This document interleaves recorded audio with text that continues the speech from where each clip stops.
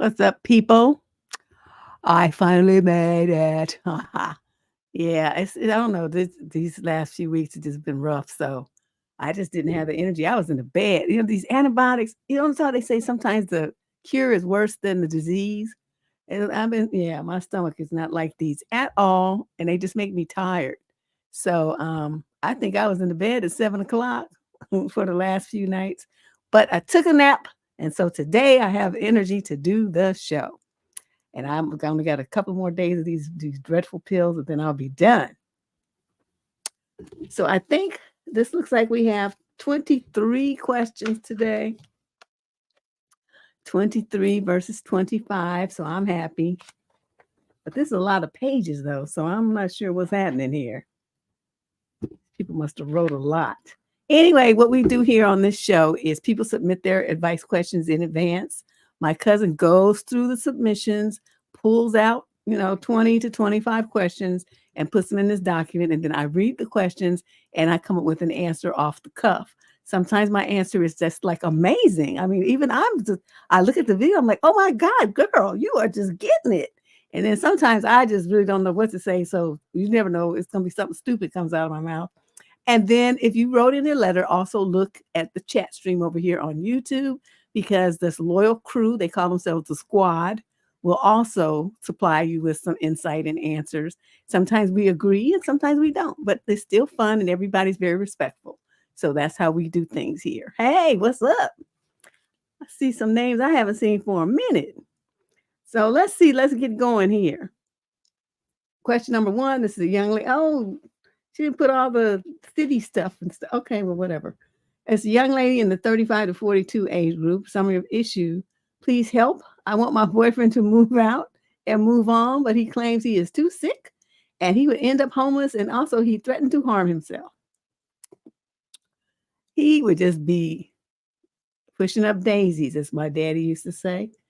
So I don't know what to do, and I'm desperate for some sage advice. My situation is that I am all on my own and I have no family to go to or even discuss this with, and I've lost all my friends over the course of this relationship. Wow.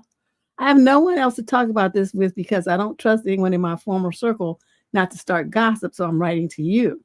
I met my boyfriend about 6 years ago. We hit it off and became close friends, which turned into an off and on again situationship. Let me correct myself. I found out he was involved with several girls in another situationship at the time. I tried to break it off several times, but then we became, quote, exclusive 3 years ago. He moved to my apartment a couple of months after we started dating. Really? Well, you didn't find that strange. After 3 years of living together, I desperately want to leave the relationship and never see him again. But I feel guilty for it. I feel like he has taken advantage of me and is not being honest about his condition. This is why I need to go into the backstory. Well, we don't need to know the whole thing. Okay, so when he moved in, he barely brought anything but his computer. He had $100 as his clothes. Something felt off, but I ignored it. There you go. We were happy at first, but a few weeks in, I discovered that he was more of an alcoholic than he originally let on. Another week after that, I discovered he'd been texting other girls and his ex. We had a huge fight. A week later, this was about 2 months after he moved in, he hurt his back. I wasn't there when he allegedly did it. He said that he cracked it wrong and felt paralysis and then pain down his arms and shooting pains in his neck. I took him to the ER where an MRI was performed, resulting in a herniated disc diagnosis. The doctor said it should heal and gave him some Valium. Since then, his condition has gotten worse. I've taken him to 5 different doctors who have not been able to diagnose what he has beyond herniated discs. His only treatment plan has been Neurontin, I think that's pronounced, muscle relaxants, and something called Clonopin. He has also periodically gets hydrocortisone injections when the pain is severe, but it doesn't seem to help. Okay, so she's going on and on because his relationship, he blames his pain for everything. He can't sleep in the same bed because his back pain is so severe. And she's taken 3 jobs to pay for his medical care and all of the other bills. This is a mere boyfriend now, okay? No doctor's been able to help him in 3 years. I've seen many, take him to the ER almost every month for pain attacks. They never find anything wrong, despite him screaming that he can't breathe and there's a crisis pain. They do some simple tests and send him home with Valium. That's what he really wants. That's a very addictive medication. Okay, so let me go on. What kind of long ass shit is this? She just went crazy, just writing and writing and writing. Okay, I don't have time to clean. I work over 60 hours a week, and while it's true, I can barely afford all the medical bills and rent, other bills and groceries. His verbal abuse is so severe and targeted. But then he says I should ignore it because it's because of his pain, and he doesn't mean it. He'll apologize with tears at the end of the day and beg me to forgive him. I always do because I just want him to leave me alone at this point. I would leave, but I don't want to move. I work so hard for my peace and love my apartment before all the holes in the walls and grime everywhere. It's also the most affordable apartment due to my history. It's probably not worth it to hold on to it, though. What should I do? How can I make him leave without going homeless or further causing harm when he is in such pain? Am I terrible for not wanting to take care of him? I just can't do it anymore. No, you stupid. That's what you are. As soon as he started running this game on you, which this is all it is, you should have been wise enough, like when that 2-week thing happened, when you found he was dealing with other women and all that kind of stuff, that's when you should have kicked him out. He shouldn't have been there. See, first of all, I don't understand why women let men move in with them. As a man, he should be ashamed to move into your spot. He's supposed to be the provider. He's supposed to provide the roof over your head. Even if you can afford to do it yourself, what else is he going to be doing? He's not going to cook and he's not going to do laundry and all the other stuff that women always do. So they need to pay the bills as far as the housing goes. So, so it's more equitable. But no, you doing everything and even paying for medical bills for a man that you're not even married to or related to. Girl, you is a class 1 idiot. I don't even know what to say. He saw you coming and you just had fool loser right on your forehead and he's just taking you for everything he can take you for. I suggest you consult with an attorney. They have those free, legal assistance places, and ask them what you need to do in your because I don't know where you are. Candace didn't put it in this time. And you consult and find out what the laws are in your city, your county, whatever, about eviction. And then you serve him or have somebody come up to the house to serve him eviction papers so that he will have 30 days to get out. Now, if he decides that he can't get out because he's in pain and all this old stuff here, then you need to start packing your stuff and move. You got an apartment with holes in the wall and stuff anyway, so what you want to stay there for? Rents are going down because, a lot of people just can't afford their houses. There's a lot of empty apartments, empty units. So in most parts of the country, the rent has dropped. So you can investigate that as well. All you need for yourself, you don't need no big old apartment. All you need is like a studio just to get back on your feet. Okay. Or rent a room with some woman or something. Do something with yourself to get away from that fool. And in the future, if you see a man and he don't have nothing and he thinks he's going to come and move and roost like a chicken head up in your house, you don't mess with him. You leave him alone. He's broke and he's stupid and he's dusty. And he can't offer you anything. He can't even offer anything for himself. What were you thinking? Man, that dude wouldn't be able to smell my fart. I'm just like, you don't even stand too close to me because the dust might jump off onto me. There is no way in this world. But you made a series of very poor decisions. And I don't know what was motivating you to do this. It's like he's the only ding-a-ling in the world. You know what I mean? That's all you was getting out of this.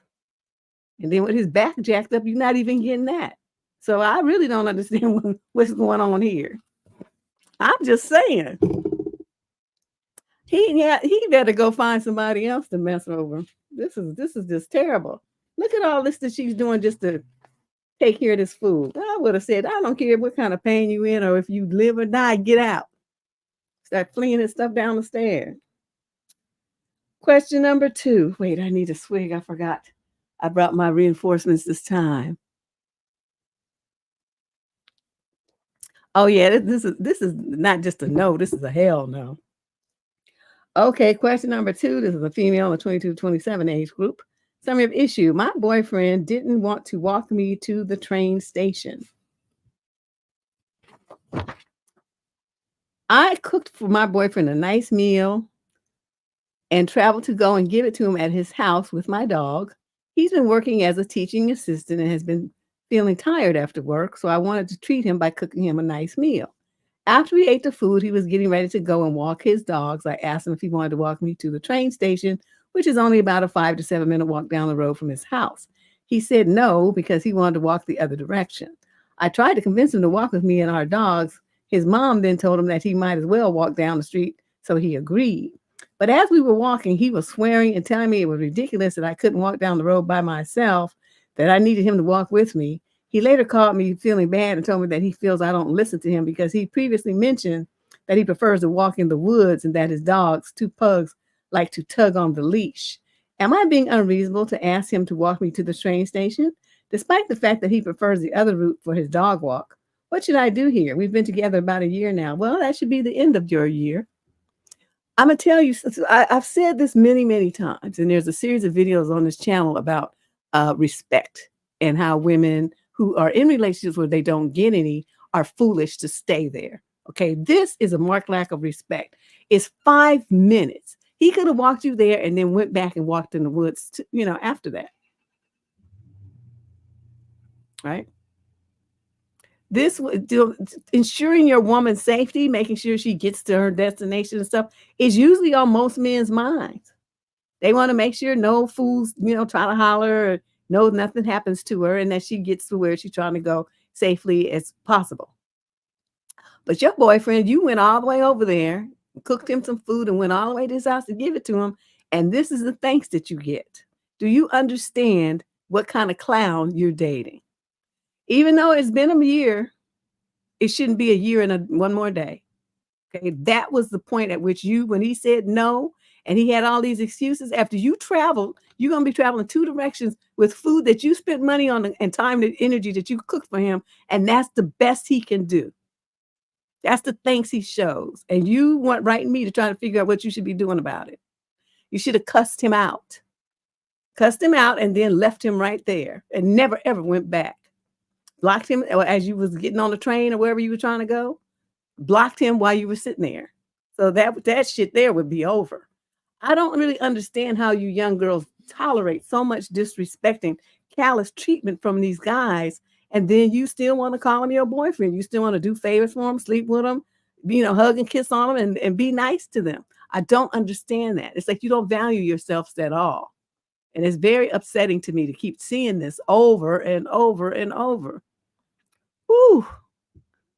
Yeah, he can pug one of them pugs, if you know what I'm talking about.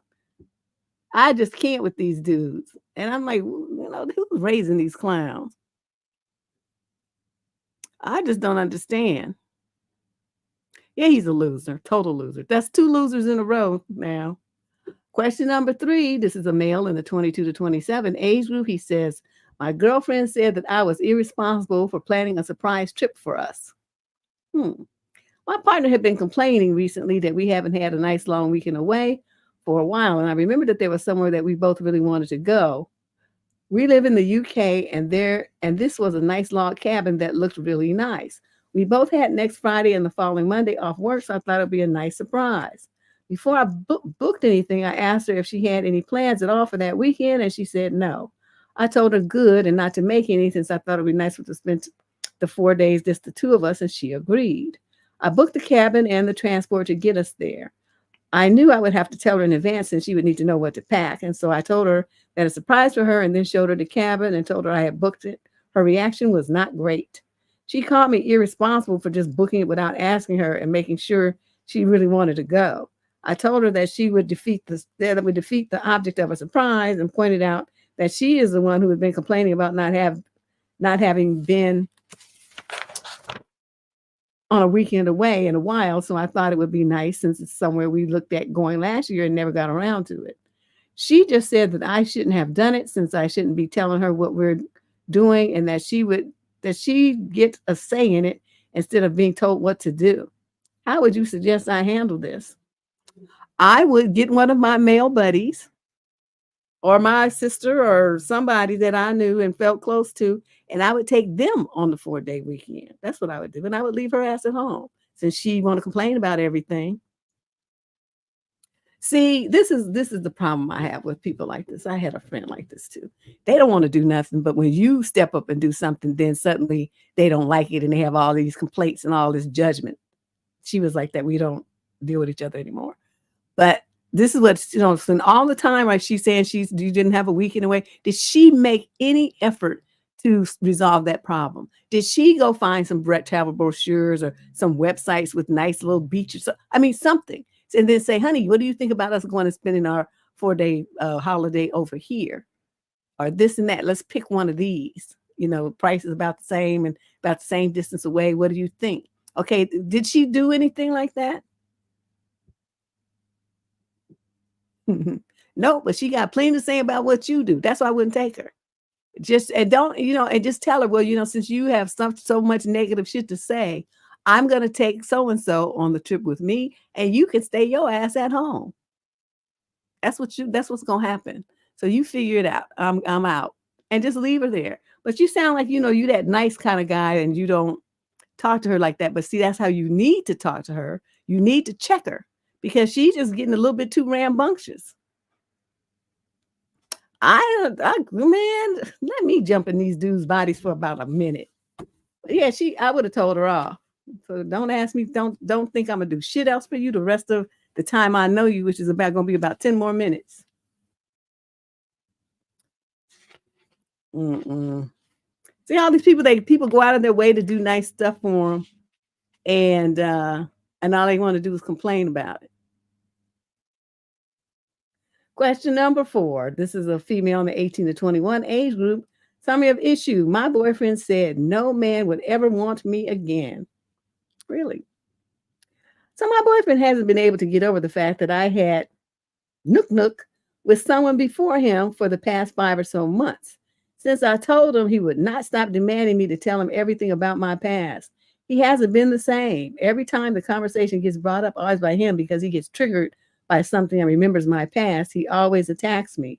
Like, I know I was stupid. I know you don't have to repeat it over 100 times and call me horrible names. No one should ever be called. But today he told me that the reality and said that if he were to leave me, no man would ever love or want me, that no man of power and good status could ever see me as desirable since he is stupid. Since I had nook with 2 guys, my ex and my current boyfriend. He said I have lost all of my worth and value, and essentially I am completely undesirable and not worthy of loving. Wow. And I will never be able to have a secure relationship after him. Is this true? Am I really unworthy of love ever again? And please don't sugarcoat it. I'm currently sitting on the bathroom floor crying, my eyes out, but I need to know if this is really how other guys would see me if he and I were to break up. We are both 19 and he was a V before I came along. So that makes the situation a bit worse on my part. No, it doesn't. You're 19 years old and you've only been with 2 dudes. Do you know some of these little girls are busy, okay? And look at the Kardashians. Every one of them has just been like all over the world with different men, and they don't have any trouble finding a husband, do they? Liz Taylor, I remember her. She had 9 different husbands or something. 8. Yeah, because she married Richard Burton 2 times. Okay, so she had 8 husbands. The problem here isn't you, it's your boyfriend. He is stupid, and you need to dump him. And you need to dump him now before he attacks. Anytime you're in a situation where you're being belittled and ridiculed and called horrible names, that's emotional and verbal abuse. So you are in an abusive relationship with a chump who can't stand the fact that somebody conquered you before he got there. And the stuff that he's talking about is so stupid. Like, like that one little part of your body is what gives you worth and value. Like nothing else about you can be loving and affectionate and supportive and encouraging and have his back and be sensitive and warm. And he's not looking at any of that. All he's talking about is that one little part of your body. So I'm telling you now, get rid of this fool before he destroys you emotionally. Okay, because that's his goal now. He wants you to feel awful. He wants you to feel like garbage. He wants you to be so destroyed emotionally that you will never leave him and never want to go with another man. That's his goal. So what you do is, if you don't have to practice it because it don't sound like you had the fortitude, but what you're going to do is tell him, we're going to break up. And the first thing I'm going to do is go and find me another dude, and I'm going to screw him. And then after that, I'm going to go and I'm going to find 5 more, and I'm going to do the same thing. And I'm sure I'll find somebody who's better and bigger than you, because you are just a whiny little brat, and it's just disgusting, just so immature. I can't stand it. I can't stand to look at you another second. So I'm out. Boop. Throw up the deuces.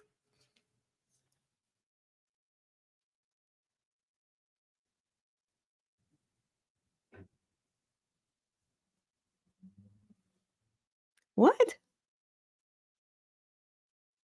Girl, get out of here with that garbage. Don't nobody want to be dealing with you, like asking me spammy shit.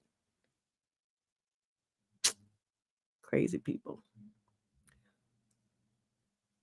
Where's Shay?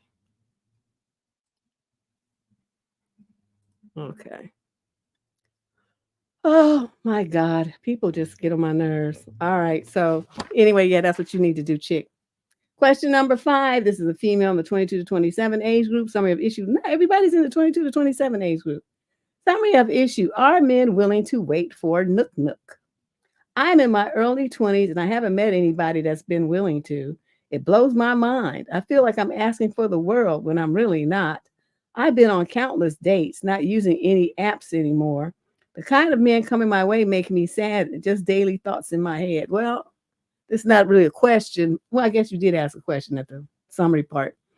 I don't know about what they're willing to do, but if they like you enough, they will. In general, would they want to? Probably not. But that's up to you. If you don't feel like sharing your body with some rando that just happened to come into your life, then don't do it. And you don't do it thinking that's going to hold on to a man or he's going to leave you if you don't do it and all that kind of stuff. That's irrelevant because they'll leave you anyway. They leave wives. And you know what I mean? Just don't even worry about that at all. That shouldn't even cross your mind. You live your life in a way that makes you comfortable and happy and makes you feel safe and secure. You don't worry about men. You know how many of them there are in this world, and they all stupid. They're just stupid in different ways. You just have to pick one who's got the level of stupidity that you can tolerate. But in general, they're all nutso. So it's, one just as bad as another, if you ask me. But you're in your early 20s, and there's a lot of things to consider about a relationship before it gets physical. About, you're going to think about your health, your reproductive health, your physical health. Is this guy mentally unstable? Is he going to turn into a stalker or something? I mean, there's a lot to consider. And what's the goal of this situation? I mean, you're just going to be hopping in bed with everybody just because they want you to? I mean, I know a lot of girls live like that. I don't understand why they do it, though. But it's like, I don't have a problem with you thinking the way that you do. And I wish more young ladies did. I don't know what it is that they think they're going to get by sleeping with all these different dudes. I mean, their mentality isn't that it's for them. They're trying to do it because they think he's going to leave, or it's going to end up, that if they sleep with him, that they'll have a boyfriend in a relationship. That's why they do it. It's like, they have a agenda. So don't do it then. If you meet them and they act like that, then don't be bothered with them. Just move on, because I had my moment in Hawaii. That was my fun. I will remember that the rest of my life because that was grand and wonderful. Question number 6. This is the female in the 22 to 27 age group. Summary of issue. My husband is mad at me because I'm mad at him for always being late to pick me up from work. Really? My husband lost a job over a month ago. His only responsibility now is to take me to work and to pick me up. He had my schedule confused yesterday. When I called him, he didn't answer, so I had to call our roommate. I could tell over the phone that they had been drinking all day, so that made me mad, and I felt like he was late picking me up because he was drunk and lost track of the time. Well, when he picked me up, I didn't want to talk, and when I got home, I went straight to a bedroom and slammed the door. He followed me in there, got in my face, and yelled at me, called me a bee, saying at least someone picked me up. He wouldn't stop yelling at me, and it escalated into a huge night-long fight. He ended up sleeping in a different room, and now he wants a divorce.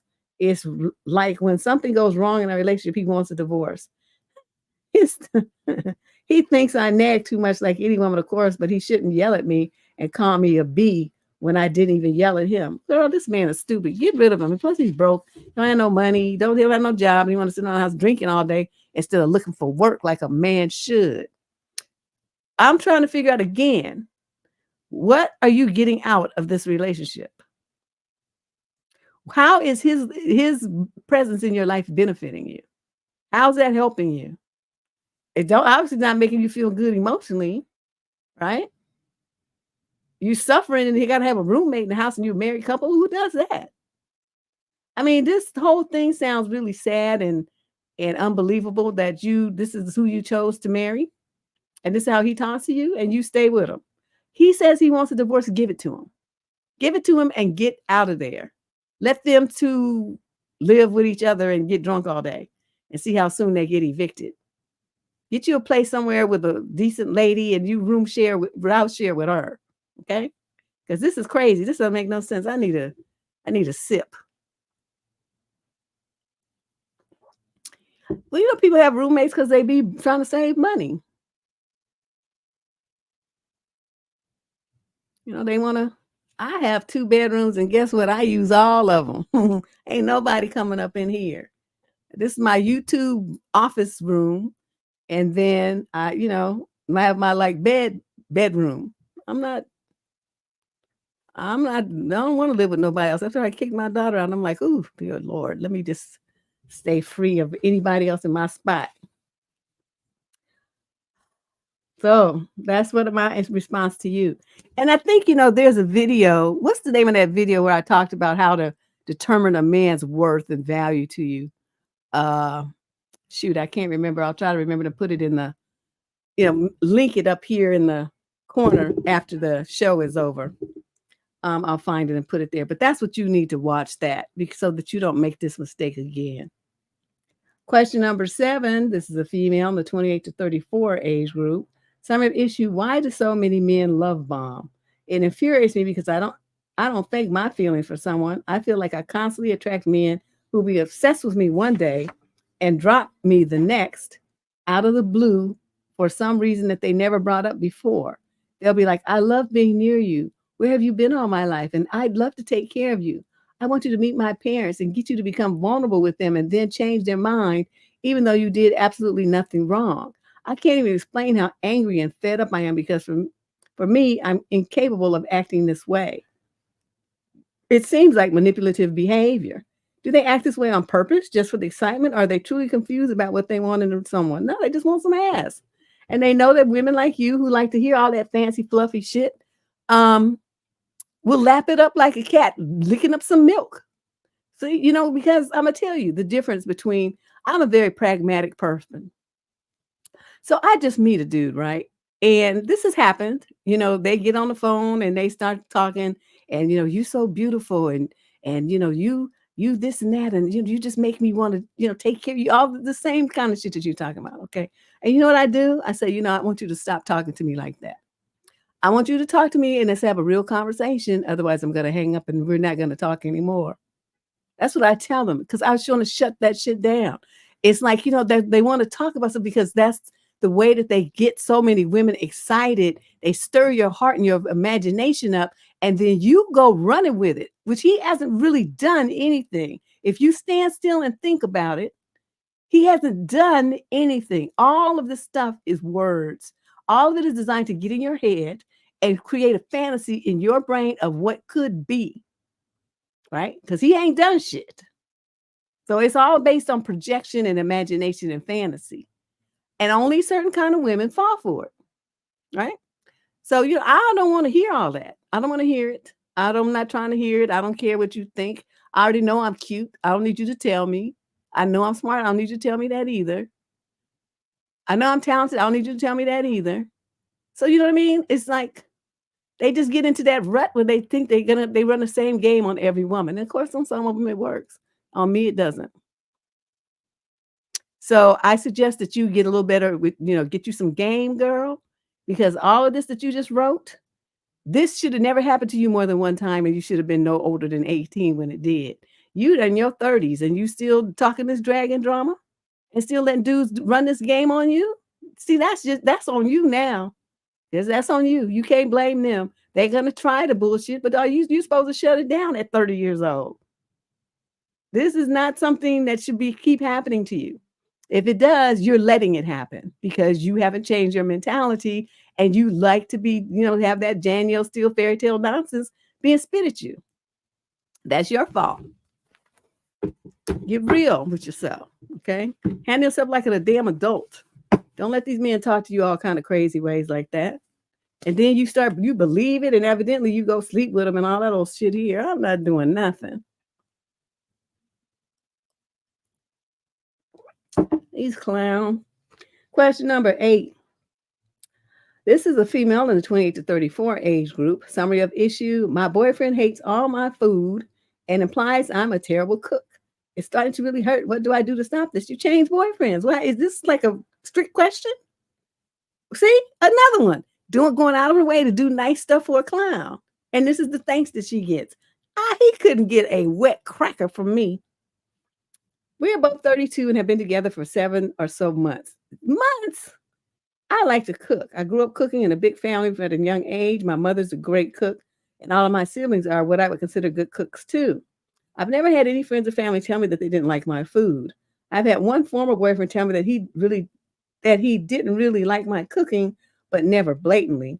I would just notice he was reluctant eating a dish occasionally, and when asked, he would say, "It's all right, it's just not my thing." Well, that's all right. Because I'm real funny like that. Like people make those dishes that has like a whole bunch of stuff in them, like goulashes and stews and casseroles and stuff like that with a bunch of stuff in there. Deb don't eat that. You know why? Because I need to be able to identify what's going in my mouth. I will sit there and pick it apart, and I know I'm weird. I will pick it apart, and if I can't identify every piece of whatever's in that dish, I'm not eating it because I can't do it. It's like a mystery meat, mystery meal. I can't put in my mouth. So I understand that part. So she says, I do have certain things I like more than others. I'm not a big steak and potatoes person, so I rarely buy and prepare beef and pork on my own. I love chicken, fish, vegetables, stir fry, soup recipes, etc. I also have several baking recipes that are my go-tos for taking to events and have won a couple of prizes at the home X section in my county fair growing up. Mapo, tofu. I don't know what that is. Chicken tortilla soup, sushi bake. What the hell? Chicken cacciatore, dairy and gluten-free and velvet cake spun from my great-grandmother's recipe that wasn't sushi bake. Fajitas of every kind. She put sushi bake twice. Fajitas of every kind. Chicken and nochi. How do you say that word? I don't know. Naki, I don't know. Butternut squash soup. The list goes on. I also learned this year to water bathe cans and have preserve my own sauces and apple pie fillings with produce that I picked. And then I met this guy. He's also a good cook, but in a different way. He loves to use the air fryer for everything, even taco meat, which I find terrible. Everything for him is a rice base. Then he adds mixed greens or whatever meat, or diced or mashed potatoes. Or he will request a whole 30 recipe when I ask what he wants for dinner and meal planning. Without fail, my cooking always seems to gain his quiet judgment. Like, are you going to, air fry the taco meat or cook it on the stove again? Okay, blah, blah, blah, blah, blah. So she doesn't cook breakfast. She doesn't like breakfast. But then she thought that she was going to make him something, breakfast burritos. I diced a bell pepper, sauteed it for a few minutes. Worried I probably didn't cook it long enough. Added some diced ham, sauteed more, then removed from the heat. Scrambled 2 eggs, added back into the bell pepper and ham, a sprinkle of cheese, and mixed and added to tortillas. I gave it to him, and he comes by a few minutes later on his way out the door and says, "Did you cook the bell pepper first?" I said, "Yes." He says, well, and I said, why? And he said, because it was really dry. What, you didn't kick it into some oil? I've had it. I finally feel like complete shit about my cooking, which I've never felt like in the past 20 years that I've been cooking. I'm not sure if I'm just super emotional today. I got laid off last month and I've been through a ton of interviews this week and last, and I'm really scared and stressed out. But this makes me never want to cook for him again. What do I do? You never cook for him again. See, my thing is this, people got so much to say about what you see. Like I said, you said he's a good cook, so let him cook his own food. What's the problem here? You go in the cooking kitchen and you make yourself, that doesn't even sound right. I just want to tell you. Sushi bake? Who bakes sushi? I mean, I know they have hot, sushis with baked salmon on it and stuff like that. But I mean, it sounds like you got like a casserole kind of situation going on, and that don't sound right to me.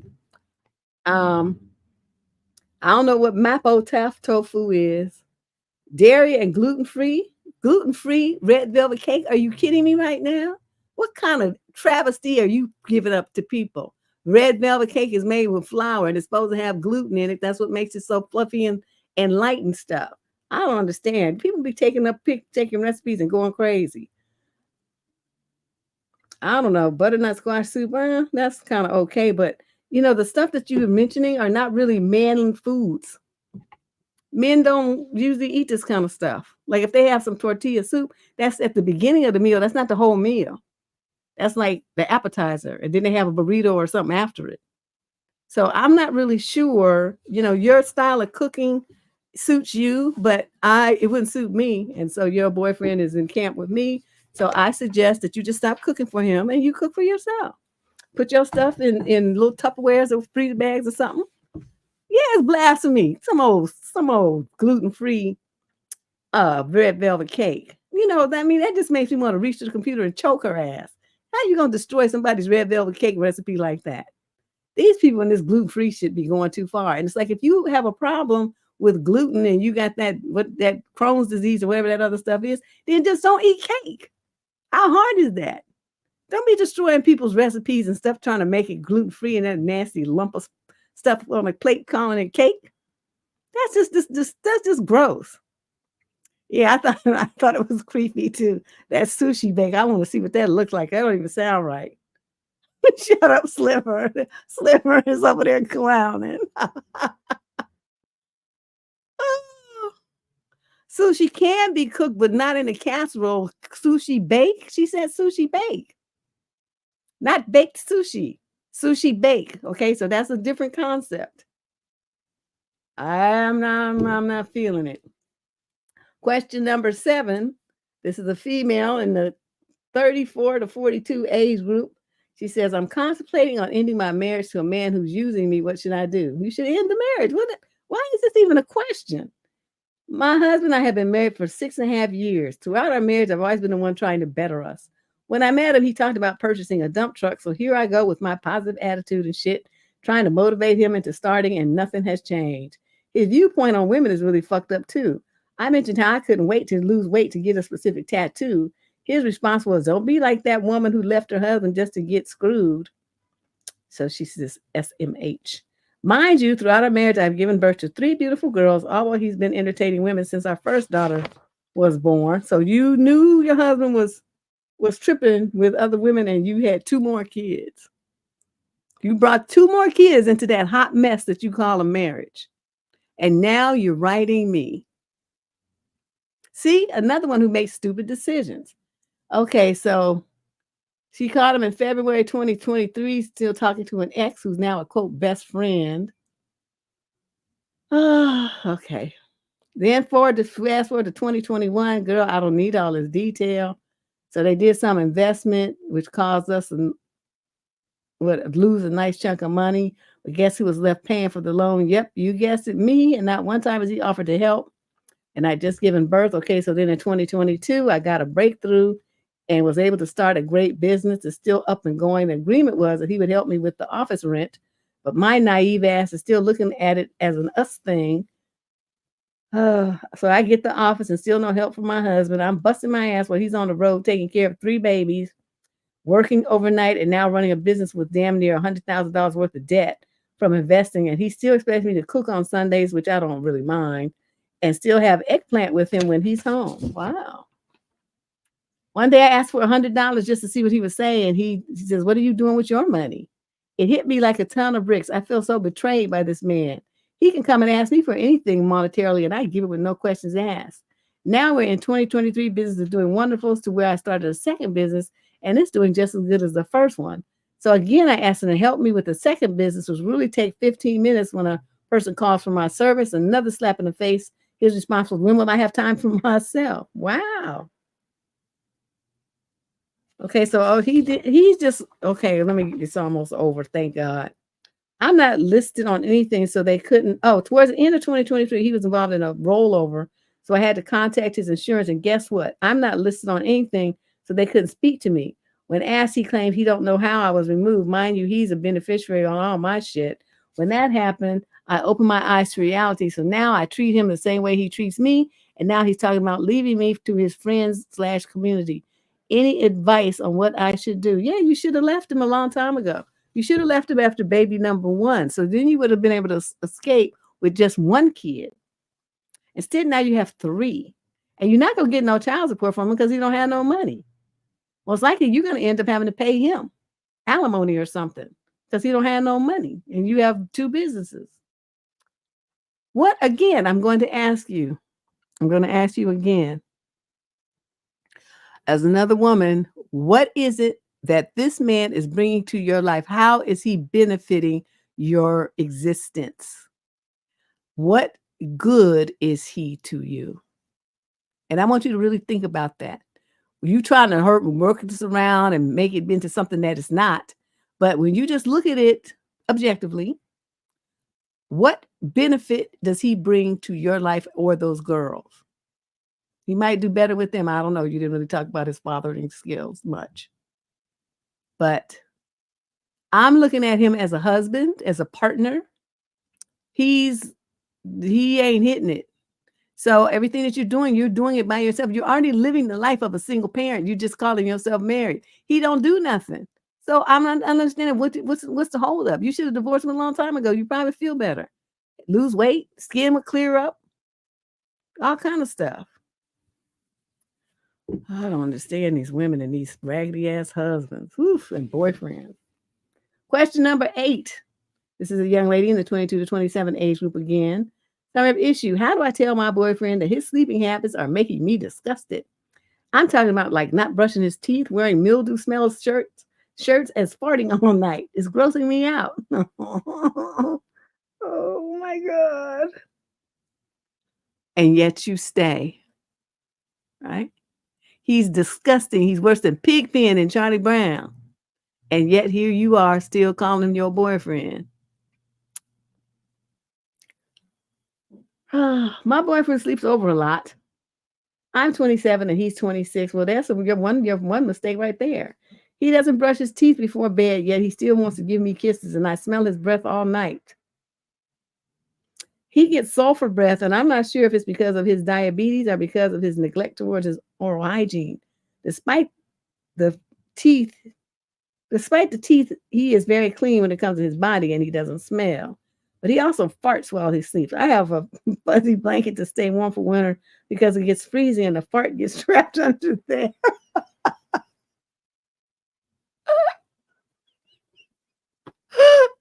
And I smell it. And he also farts on me regularly because we cuddle. Oh my God, this is so gross.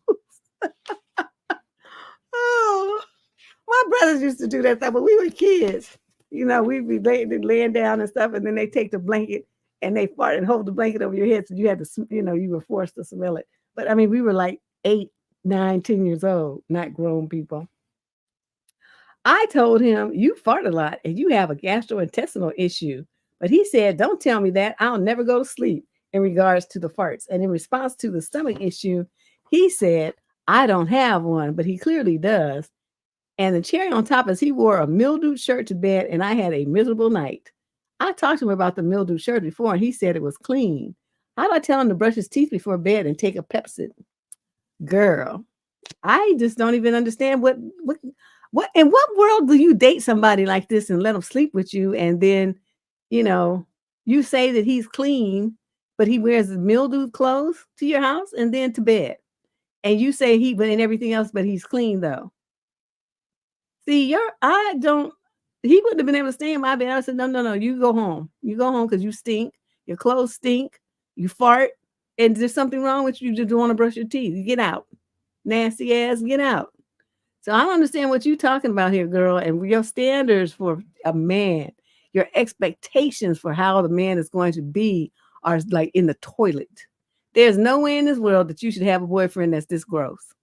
I mean, the farting thing, you're right. Sometimes that is an issue with digestive problem or whatever. He's eating food that he doesn't agree with him, or it's too much fiber for his body or something. But the other things, not brushing his teeth and in the mildew smelling clothes, I'm gonna tell you what I see. What a lot of people do though. Okay, so they wash clothes, right?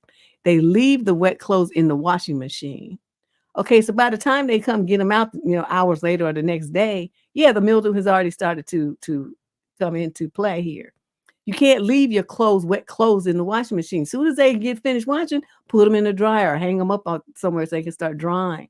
You don't leave your wet clothes in the washing machine. That will make him get that mildew smell, and that's probably what's happening with him. So that's why he said they're clean, because they were washed and clean and smell fresh at one point, but he didn't get them out the washing machine soon enough. See, Sliver? We on the same page, because I was thinking that too. There's something else wrong with home skillet. This is just gross. That was funny though. He has sulfur breath, and he got diabetes, and he's only in his 20s. He's 26 years old. Diabetes makes your dang-a-lang not work, right? So he probably got a few good years left. I don't know, girl. You better rethink this. Question number 9. This is a female in the 22 to 27 age group. Again, third issue. I think a male acquaintance that I don't really know very well likes me, but I don't know what to do about it. I really don't want him to think that I'm interested in him. I have a friend who I met in college. He would always talk to me during class and after. He'd also offer to walk with me to my bus stop, and I know he's done that with other girls too, so I figured it would be fine. But when the semester was over, he asked me to hang out with him. I agreed, and we went to a shopping mall. He asked if we could hang out again sometime, and I said, yeah. I wasn't expecting him to want to hang out again only a week later. We did it again at another mall. Then another thing is he keeps giving me stuff, like baked goods he's made, incense, a book his mom thought I'd like, etc. His mom, however, he had also given some other students baked goods too. During this last time we hung out at the mall, he gave me something he baked in the book, and I mentioned above. He kept looking at me and it looked like he was going to tell me something, but he didn't. He also told me to tell him when I'm free again so we can hang out. I didn't want to ignore him, but I also don't want to hang out again super soon because I don't want him to think I'm interested in him. Another thing is he wanted me to go on a day trip with his family to a town that's like an hour and a half away. I kept making excuses like saying I was working today and he said they'd be going, but now he's saying that we could go alone any day. I don't drive, so I'd be dependent on him to get me there and back, which is scary for me. There's no transit I could take back on my own. The thing is, he's never explicitly told me he was interested in me, so I don't know it. If or when it would be appropriate for me to say I'm not interested in him as more than a friend. I also feel like it'll be super awkward and uncomfortable. I'm also gay, but I'm not out to many people, so I don't know if I want to tell him that, especially since he's from a smaller, more conservative town. She just goes, overall, I feel like he's interested in me more than a friend, but I'm also not 100% certain. I don't want to go out of my way and say I'm not interested in him like that until I know for sure he's interested in me. I also find these situations super uncomfortable and sometimes scary because I've had bad experiences with telling me that I'm not interested. Any advice on what to do would be appreciated. Yeah, you just create a competition. You create, say, I've actually met somebody that I really like. And so I can't really hang out with you anymore because, I don't want that person to get, and you don't say whether it's male or female, you say that person to get the wrong idea and think that I'm not serious. So I hope you don't mind. Right? That's how you get out that. Girl, you don't have no game. You young. I guess you're the youngsters don't be thinking about these kind of things. But, sometimes in life, you just got to lie. That's just the bottom line. You lie because it's the easier thing to do and it gets you out of a bunch of shit. So, you don't want him to be able to confess and stuff. So you're going to create this situation and you're going to start talking about it and how wonderful this person is and how tall and their body is just fabulous and all this kind of stuff. But you keep it gender neutral so that he doesn't have to know if it's male or female. Okay, so watch your words, but that's what you're gonna do. No, because these little girls, they can't say no. They don't know how to say no. So, they didn't go to my seminar, my webinar about saying no. So they don't have a clue. But since she's afraid, my job is not to tell them always what they should do. I mean, I'll tell them what they should do, but the way that I would do it is not necessarily going to work for them. That's why they ask these kind of questions. I would never write to an advice columnist about anything, but they write because they honestly don't know what to do. They don't know what approach to take. They don't have the confidence to do the things that they know they should. So they're looking for reassurance and instructions and direction. So I give it to them. But I would say what I would do, but what I would do is not going to work for her because she doesn't have my personality. Because I would have told him, it's like, oh, you guys trying to hang out with me a lot and stuff. And it's like, I hope you're not trying to wiggle your way around to try to act like this is a date or something. See, that would be me. Like by the second time he asked, I would just come and say, what is this hanging out stuff anyway? That's like what teenagers do. What are you doing? I would talk to him like that. Question number 10. This is a female, also 22 to 27 age group. Wow, this age group is just got a lot of issues. Some of the issues: I want to remove ex-coworkers from my Instagram, but we live in a small city. Please hear me out. I worked in a small company 2 years ago and was okay-ish with these people, 5 of them. They were very toxic, and that's the biggest reason that I quit. I had a very hard time finding a new job because we live in a small city, and I spent a year searching for a new job and finally found a remote position. The thing is, I post a lot on my Instagram account, stories and posts, and I don't like that they can still see them all. I want to delete them all, but the thing is, we live in a small city and there's a high chance I'll bump into them. So I would like not to talk to any of them or drink coffee, but I'm afraid, what if I had to go to that company again? Any advice? It doesn't matter. That's your social media and you worked with them years ago. It's not that they're still in your social circle. Just delete them. Stop caring about what some randos think about what you do on your social media page. It's not their concern. Why are you thinking about them at all? Just go in there and just delete them, all 5 of them, and anybody who they know. Just delete everybody. And then make your page, so that only those people that you approve of whatever can see. Don't make them all public. And then that's it. That's all you have to do. Why is it so hard? You young people in this social media, it's like, this is like real life to you. Don't you realize that this is just stupid stuff? Nothing about social media is real life. Okay. People doing all kind of stuff to get likes and what they call it, clout or something. I just don't get it. Question number 11. She's 28 to 34. Summary of issue: my boyfriend hasn't told anyone in his life that we are dating. That means you're not dating then. You just have a situationship. And you don't understand it in the 28 to 34 age group. You're kind of old to not get it, right? This might be a bit of a ramble. Sorry in advance. I'm mad. I'm going to skim this shit anyway. Earlier this year, I started seeing a guy I met on a swipey thing. He's a few years older than me. He entered divorce with a 12-year-old son and a 15-year-old daughter. I don't have any kids. We texted for a month before we met. Then about 3 months, we saw each other casually. And then we've been in an exclusive relationship for about 3 months. He has a demanding job and limited free time due to his responsibilities as a father, which I understand. However, we do still see each other 1 to 2 times a week on average. And he is the one that asked for an exclusive relationship. That means exclusive access to the booty. We like the same movies and we laugh at the same things. We have great conversations and I'm falling for him hard. In all of our time together, I've only noticed one red flag. He hasn't told anyone in his life about me. We have talked every day for months. I see him several times a week. Our physical intimacy is amazing. But I'm starting to wonder if he keeps me a secret because he's ashamed of me. He's a tall and fit man. I'm average height, but a little overweight. To be clear, I'm not demanding to meet his friends, family, or kids, but I'm concerned that no one even knows I exist. I've asked him how he felt about meeting my friends sometime early in the year. And while he didn't say no, he didn't say yes either.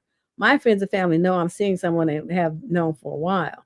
How do I approach this? Do I just cut my losses and things before I do fall in love with him? I refuse to be a dirty secret. Well, if you don't want to be a dirty secret, then yeah, that's what you would have to do. Because he has you on the periphery of his life. He might see you 1 or 2 times a week, but think about it. Do every time that he see you, y'all get busy? Is that the goal of his coming to see you? Are you getting together? Is it always like that? Think about it. Be honest with yourself. And that'll tell you everything that you need to know. He's not trying to be around you just for to socialize, but you met him on the swipey thing. Those are like hookup sites. I don't know why people would get on the swipey thing, especially the one that she mentioned, and think that you're going to find a serious love relationship on those things. Those men are there for a hookup. Don't ever think that they're there for love. They're there to get busy. Okay? That's all they're there for. They're not trying to be in love with nobody and committed to nobody. And you women who get on those things and think that you're delusional. That's why y'all be getting your feelings hurt and writing me crying and shit, because you taking the wrong approach. Your thing, if you're gonna get on the swipey things, then you need to have the attitude that this is just casual and nothing is never gonna come of it, because it's not. And not only that, it just seems like from everything that I've seen for the last how many years we've been talking about these swipey things, the men are something wrong with them. They're like rejects from society or something, just odd. They don't really fit in well. They don't really relate well to women. They have social awkwardness, mental illness, emotional constipation, all kind of stuff is going on with these clowns. I wouldn't be on the swipey thing personally. I just don't see any value to it. Sound like a bunch of waste of time and a bunch of headaches. So that's what the reality of what you're dealing with, dear. And you just tell them, this ain't working for me, and just block him and go on with your life. Stay off that damn swipey thing. Question number 12. This is a female in the 28 to 34 age group. Summary of issue: is the second date too soon to sleep with him? I'm normally very sure of myself with this sort of thing, but I've been out of the dating game for a minute. I met a guy on online dating in December. We chatted a lot, had a phone call before we met for an hour. Everything was good, no red flags. We met in real life just before Christmas. I live quite far away from him. He offered to pay for my train fare and hotel if it meant we would be more relaxed in the evening and not have to worry about missing the last train back. Sorted that, all fine. 5-star hotel, made it clear that there were no expectations and it was all under my name. We had drinks and then dinner at a very nice restaurant. We got on really well, really relaxed and fun. I haven't dated anyone seriously for nearly 2 years, as I was heartbroken after my last relationship, and this is the first time I've actually felt a bit of a spark with someone. He stayed with me in the end as it got late, but we didn't have nook, and he didn't push it. We kissed a lot, stayed PG, had breakfast together. He made sure I got home safely. Everything was fine. Okay. He went on a holiday right after Christmas. This weekend, we were supposed to meet up for a second date. It's clear we had a lot of chemistry. And to be honest, I want to sleep with him, but I'm worried that the second date is too soon. Despite talking for over a month now and quite a lot of investment on both sides, given the distance, I imagine he'd be happy getting me somewhere to stay again. I wouldn't sleep with him unless things were exclusive, but I feel it's too early to insist on that without it coming across like I'm pushing for something really serious. I'm not. I just don't sleep with people casually. What are your thoughts? I'm worried I'm overthinking this, but I don't get the impression that he's out to use me, but I feel like I'm so out of practice, I don't want to be naive. Okay, let me just go back here and double check something. Why did I put this down? Okay. So you're in the 28 to 34 age group. So let's just say you're 32. And you want to say that you want to be exclusive with the man that you talked with for a month and went on one date with before you get busy. Do you understand how ridiculous this statement is? If you don't want to be, don't want to be just like schooling with randos, then what you do is you don't sleep with them, right? You don't sleep with them, and then you don't have that with concern. It's like you are jumping the gun here. You're thinking about all this stuff and these possibilities. Like I said, you're getting, the fantasy is spinning in your head, and you're letting yourself get carried away with, with possibilities about a man that you don't even really know. Just because you talked on the phone, so that doesn't tell you anything. People can, hide things a lot when they're just on phone conversation. You want to be around a person. You know, part of the communication and getting to know someone is their body language, their expressions, their tone of voice. These are the things that you need to be around and you need to observe. You don't really get that over the phone. So I want you to slow down. I want you travel to him that first time. He should come closer to where you are and get his own hotel if he's going to do that this time. Think about it, what I'm saying. You know, you're putting yourself in a position where you're going to be like chasing him and just doing too much to try to gain his favor just because you haven't dated in 2 years and this is your first man that you feel smart for. That's even more reason why you need to slow down and control yourself, because you're going to get carried away and you're going to get yourself hurt from having unrealistic expectations that you are creating in your own mind, and they're just way too soon. Don't do that. Question number 13. This is a young lady in the 20 to 34 age group. Summary of issue. It feels like my partner is torturing me with sleep deprivation. I've been with my guy for 6 years now. We bought our first home together last year. I've been dealing with chronic illness and pain for the past 3 years. It's had a huge effect on my mental health. I know I'm not as fun or spontaneous as I used to be. And then, we've been sleeping in separate beds for the past couple of years now. My partner snores and thrashes in his sleep, and I'm a light sleeper. Since we moved into our home together, I'm barely getting any rest. He's a night owl and will play video games loudly or music loudly. He will stomp as loud as he can. I don't sleep until he does because the noise he makes is so loud. He needs small amounts of sleep himself, but seems to be able to manage and function. So when he wakes up, I have to wake up. He knows I have insomnia tendencies and would take hours for me to fall asleep and can wake up numerous times throughout the night. But every morning he wakes up, he rages, stomping as loud as he can, throwing things, slamming doors and drawers. One morning I woke up this really loud banging noise. I snuck out of my bedroom and walked a different way to the kitchen. I crept up on him and observed him throwing cutlery full floors into the sink while staring down the hall near where my bedroom is. This is what makes me know that he does this on purpose. Wow. And yet you stayed. If I start to nap during the day from exhaustion, he will stop me by yelling, shaking me awake, etc. I've cried to him about this. I feel like death when I get no sleep. I get dizzy. I can't focus. My memory has gone to shit and my stress and anxiety levels are really high. I've expressed how this makes me feel, and his response is, don't come crying to me about no sleep. I manage with little sleep. We have a joint bank account, but I've been secretly stashing some of my own money aside to go and stay in hotel rooms to sleep. I feel guilty for this because I'm lying to him and telling him I'm going away on work trips, but I don't know what to do anymore. Any advice? Yes. Close the joint account. Start keeping your money to yourself. And you get a hotel as much as you want to until you get enough money to move out. And then you're going to tell him, you're going to buy me out of this house or we're going to sell it because I can't live with you anymore. This guy, this is mental and emotional abuse. And he seems to be doing it intentionally. It's like he's trying to torture you. Like you said, you've got the evidence, you saw him doing it. Looking down the hall to see if he was waking you up. Who does some shit like that?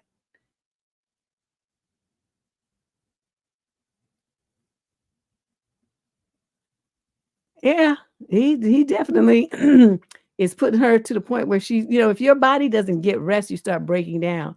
And then the next thing you know, you start having some serious health conditions. You already got some other problems. So, it sounds like he's trying to, you better see if he got some insurance policies on your ass.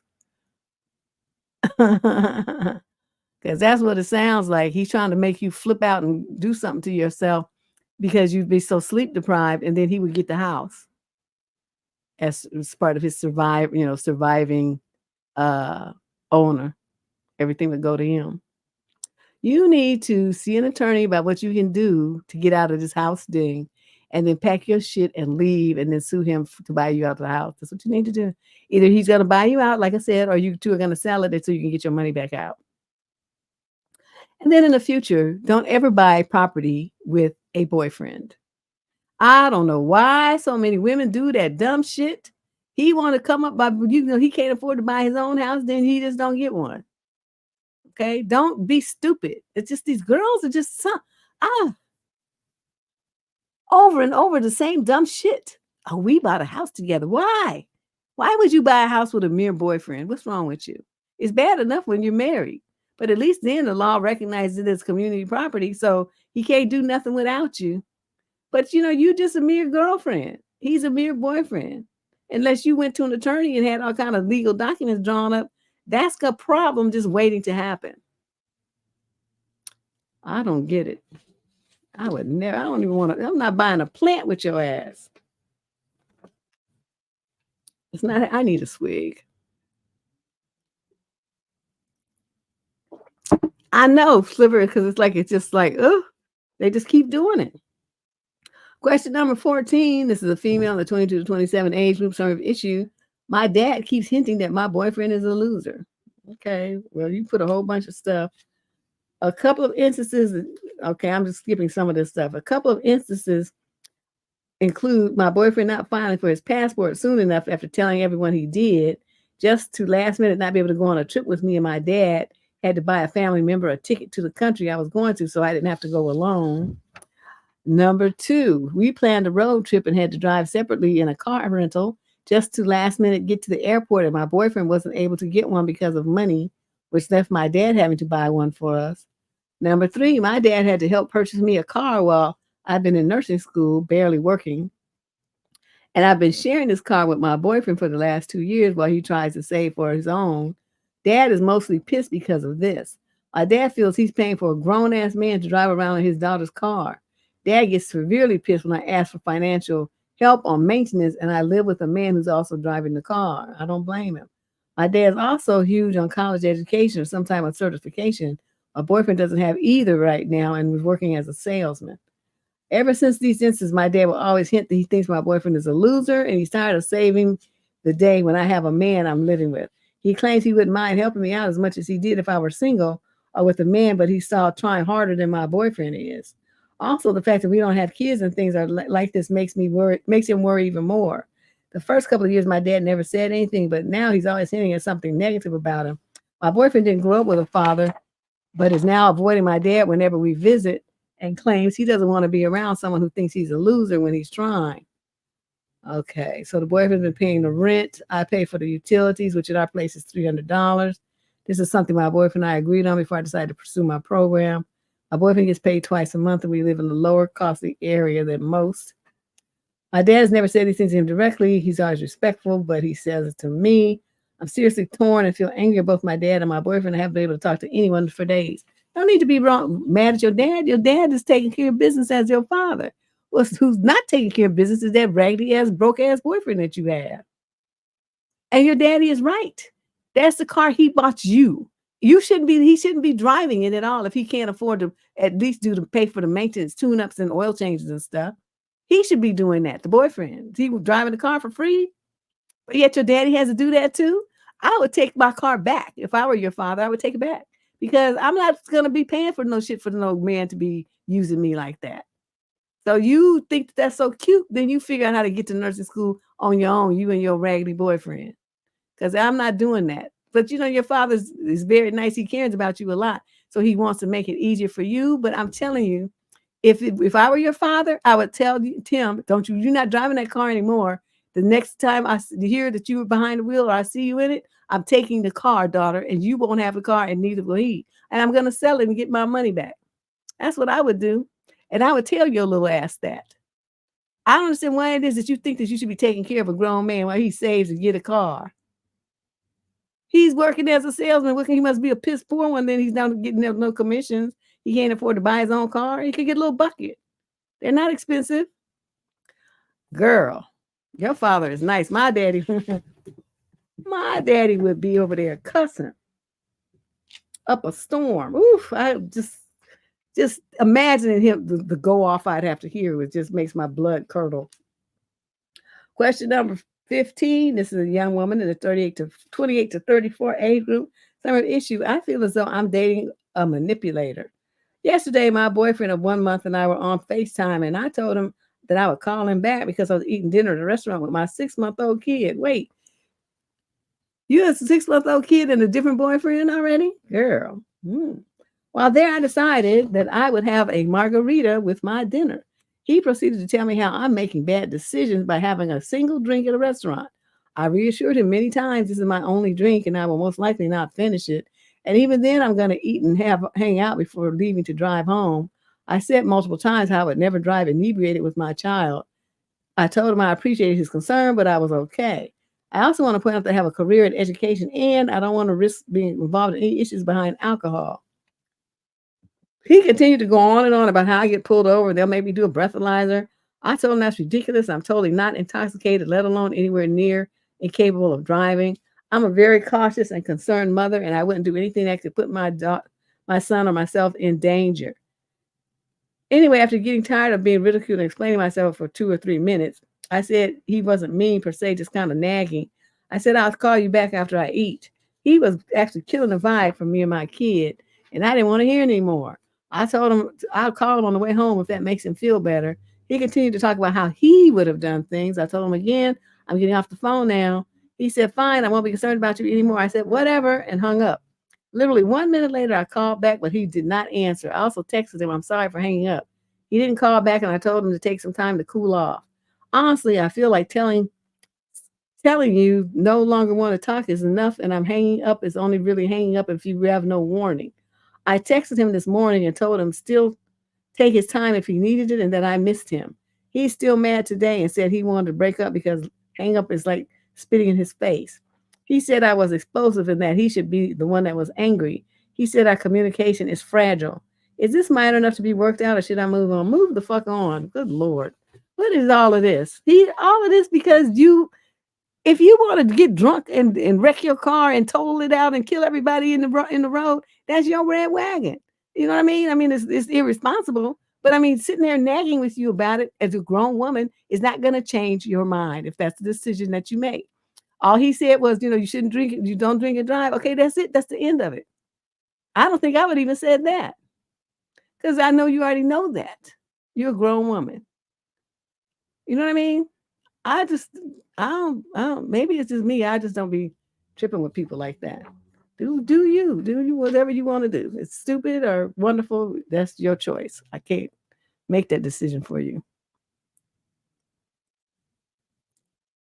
Yeah, all this angst over somebody that she's been dealing with for 1 month.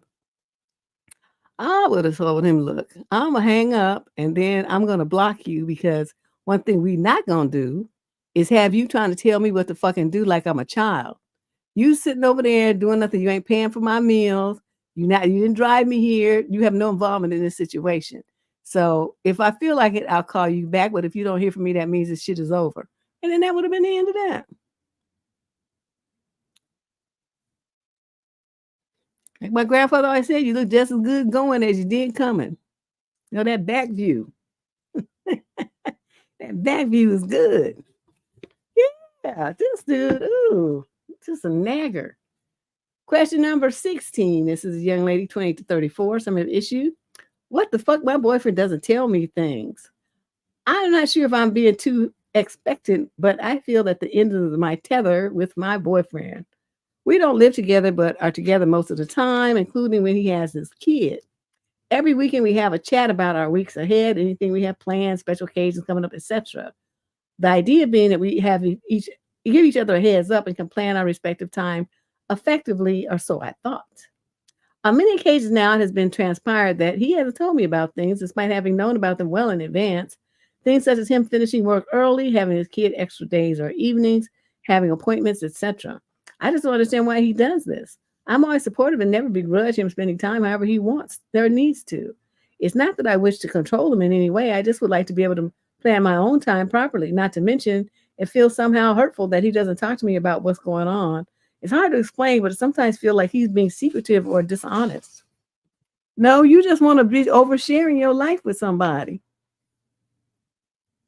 Let's see what else you wrote. Each incident is a relatively small deal, but the incidents just keep adding up, and I don't understand it. Today, I found out by accident that his ex-wife put their former house on the market a few months ago, yet boyfriend hasn't breathed a word. Why? Because it's none of your fucking business. That's why.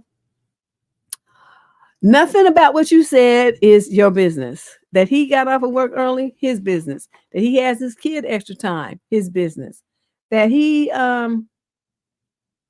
what's the other stuff you say? that he has appointments, doctor appointments or medical, whatever appointments. Again, not your business. So nothing about what you wrote here concerns you. It doesn't do anything to your life or nothing. The mistake that you're making is you're putting him in too much position of importance in your life. And he obviously doesn't like it. And that's why he's backing off. He doesn't want to do it. He doesn't want to report everything to you like you're his mother. And he doesn't want to hear about yours either. So stop with this. You all want to have a date, then you have the date, say, well, let's get together on Friday night. Okay, well then, Sunday through Thursday and then Saturday, that's your time to do whatever you want to do, and you don't need to report into him. That's what he's trying to communicate to you, and you just don't get it. You want too much closeness. You suck the life out of people, and you want to have somebody reporting to you like like I said, like you're their mother or something. Stop this. And the demand that he tell you every little nuance about his life, that's just ridiculous. I didn't tell my men nothing. Even when I was married, I didn't tell them. I just get up and get my keys and go and do what I'm gonna do. I was like, when you coming back when I get here? You'll see me when I get back. If I'm gonna be late, super late, or something else happens, I'll call you. Out the door. That's how, you have to have some level of trust. And then if you want to have, time together, you schedule that time. But all this other stuff that people are doing in their life on the day-to-day, you don't need to know all that. You're doing too much. Question number 17. This is a female 22 to 27. Summary of issue. My friend doesn't want me to spend Valentine's Day with my boyfriend. Really? Who are you supposed to spend it with then? This is interesting. I received a message from my best friend saying that if I plan on spending Valentine's Day with my boyfriend, that I shouldn't speak to her ever again. Wow.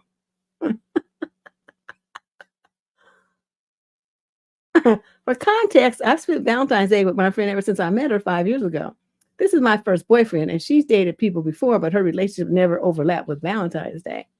I understand how it is special for her to spend it with me, and my intention was never to leave her alone, but now that she said that, it gave me an uneasy feeling. We've had problems before with her not really encouraging my relationship.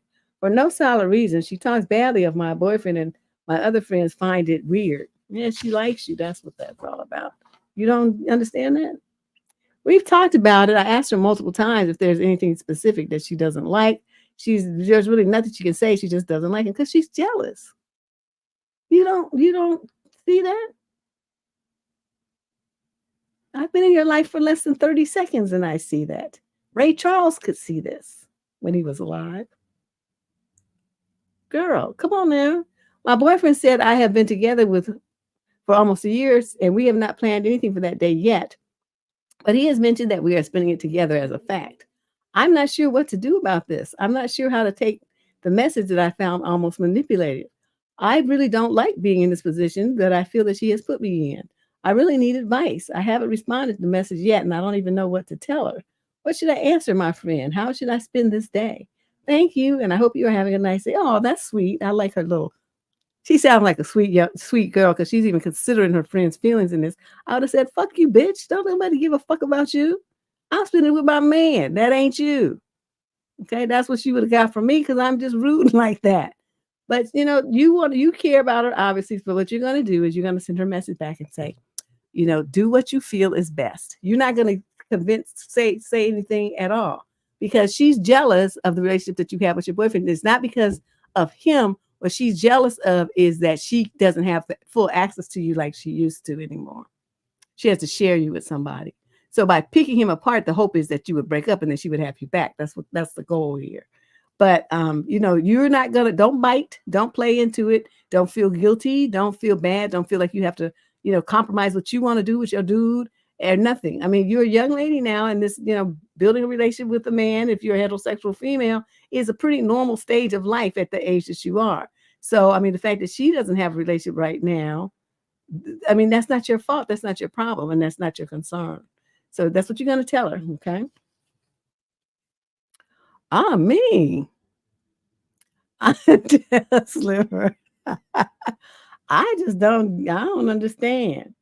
Question number 18. She's 22 to 27 from the UK. Oh, look, she put in a location for a change. Summary issue. My boyfriend called a blind girl a burden on our friend, her boyfriend. He refuses to apologize. And you still dealing with him?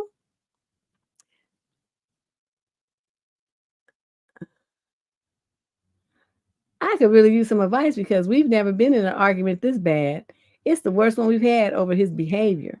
The situation he put us in is uncomfortable. I have to give the short version because I'm waiting to go in for an appointment. No, you need to get a short version because I don't like those long ass winded stories. Okay, from my understanding, this girl was a friend of Matt's cousin. Okay, who's Matt? She apparently had met Matt off and on for a few years whenever he'd go to one of his cousin's parties or get-togethers. She has a little bit of a crush on him. The cousin found out and tried to set the two of them up with each other, and it worked. V eventually asked Matt out, and he said yes, and they've been together for close to a year at this point. My boyfriend made an offhand comment to Matt when we were having drinks last weekend. It wasn't like, quote, bro, I couldn't date a blind girl. It seems like such a burden to have to move stuff around for her. Matt asked him what he meant by that, and he doubled down by saying stupid shit like asking how they get intimate. Wow. And Matt didn't punch his face? Why do you work out so much if she can't see what you look like anyway? Matt essentially told my partner to kick rocks, to put it nicely. The guy said he was being a jerk, to put it nicely. If the other guys weren't there to separate them, a fight would have broken out. It got back to V, and she was upset. The long and short of it is he won't apologize because he said he meant what he said. He doesn't understand why Matt would be so annoyed over speaking what, quote, everyone is thinking. And he just refused to apologize. He doesn't get that the others think he's an idiot and he's just making this worse for himself. How do I make him see? As I said, this is the worst fight we've ever had over his behavior to the point where we're not talking at the moment. Girl, do not talk to him. Let me tell you what this is an indicative of. He's a rude, callous, insensitive jerk. And don't you think if he would do that to somebody else, it's going to eventually trickle down to you? See, that's where my mind goes when I look at how the man I'm involved with treats other people. I know that's going to land on me soon enough. You're not looking at that. You're just looking at this as an isolated incident. The fact that he feels okay about hurting your friend, hurting your friend's girlfriend, and hurting the cousin who took them up, and being insensitive to the point where it's the all the other people in attendance at the little event that you all was having, the little drinking party, get together, whatever, feel like, they feel uncomfortable and ill at ease with your stupid boyfriend. This is a sign you guys are going to be socially isolated because nobody's going to want to be around you because your boyfriend is a dummy. So you need to take stock of this. If he's going to disrespect your friends like that and then not apologize, even though apology wouldn't be worth shit, so really he shouldn't apologize anyway because he wouldn't mean it. So, but the point is, that's not the point. The point is that he did it and why he did it and how he feels justified in being so disrespectful and rude and nasty to a man who didn't do anything to him except mind his own business with the woman that he chose. Your boyfriend sitting up there in judgment. You need to get rid of this fool. I'm telling you, if I had a boyfriend who did some shit like that, we would break up on the spot. I mean, like right there. Like you just said, what? Get your shit and get the fuck out. Because I'd be like Music So Talented in that video. Whoop, that way. Because I can't believe that I would be involved with somebody who's so stupid, so rude, and so disgusting as you. I don't want to see your face ever again. Get out. That's what he would have got from me. And I would tell all the other guys, make sure he gets out too. Throw his ass out. And then when you get outside, beat his ass. You know what I mean? If dude is happy with the girl, it's not you don't need to make a comment about it. Keep your opinion to yourself. I'm glad Matt works out so he could bust his chops a little bit. But she said all the other guys kept separating them so it wouldn't be a fight. But no, they shouldn't have separated. They should have let Matt pummel on him a little bit. Because he deserved black eye and big lips for that one. Oh, question number 19, female 25 to 42 from Calgary, Canada. Oh, look, she put them at the end, I guess, huh? Summary of issue. What would you do if you share a wall, neighbor, stranger? If you share a wall, oh, I see what she means. Okay. Share a wall, neighbor, stranger invites himself over to, quote, keep you company. I just say no. First of all, I took your Just Say No webinar and it changed my life. Oh, okay. I want to tell you how I am 37, Black, own and live in my own condo unit. I've been here for about 18, 19 months and live a relatively quiet life and work from home. I've gone to a few association parties and met a lot of the friendly people that live here. My across the hall neighbor is a really kind lady who left packages at my door when I had a minor medical procedure a few months ago. We have each other's numbers and basically have a neighborly relationship. But flash forward to last week, there was a building fire and a bunch of us gathered in the entryway. We were all sort of having our own conversations. And I made a comment to the group that I was worried at first I caused alarm because I got my bread machine going to make cinnamon rolls. Then this white guy, let's call him Rick. He's probably in his late 40s or 50s. He starts teasing me making cinnamon rolls for people to share, for people there. And I say they are actually for my friend, but I like to make treats and share like with my across the hall neighbor because it's just me. I also told him something along the lines of, I'm your next door neighbor. I've seen him a bunch of times and I swear he'd seen me, but this seemed to be new information to him. Then on Monday, I was in the middle of doing some home projects. I get a knock on my door. I see that it's him and I can tell, he can tell I'm in the middle of something. He explains that since we talked and were friendly during the fire alarm that he wanted to ask if I wanted some company. He soon realized it was bad timing and I was put on the spot when he asked, excuse me, maybe some other time. We sort of agreed, like maybe later. Okay, but you know you didn't mean it. That was the end of that conversation. I felt weird about all of this after the interaction when I had time to process what happened, and I started feeling really uncomfortable. There's that word. This stranger I only talked to once wants to come to my house with me alone and just hang out. I decided to ignore future knocks or on how I would phrase that my answer is actually no. And today I got a knock in the afternoon. I was nervous and ignored it. Then he came back 30 minutes later. I finally worked up the courage to open my door and tell him, thanks, I'll pass. With no excuses for him to have rebuttals, he responded, well, I thought we were friends. I repeated myself, not in a mean tone, I'll pass, I'll see you around. He said, well, have a good night then. He sounded a little dejected as he went about his way. I am proud of myself for not giving him my number and for staying firm on my no. But I feel icky about all of it, and I hate that I would share a wall with him. That wall is the one directly behind me where I work and I do telehealth therapy. This is a small one-bedroom condo, and I really don't have the space to relocate away from the shared wall.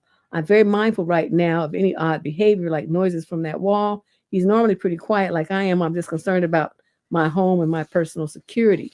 What would you have done, Deb? And what would your next steps be? I'm really hoping that he leaves me the fuck alone.